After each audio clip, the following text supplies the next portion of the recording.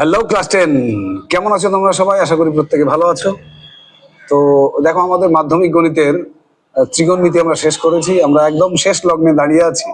সেখানে মাধ্যমিক গণিতের অধ্যায় নাম্বার 26 যেটা রয়েছে, স্ট্যাটিস্টিক্স বা রাশিবিজ্ঞান, সেখানে আমাদের গড়, মধ্যমা এবং ওজাইব ও সংখ্যাগুরু মান নির্ণয়ের এই 4 রকমের অঙ্ক করতে হবে, শিখতে হবে।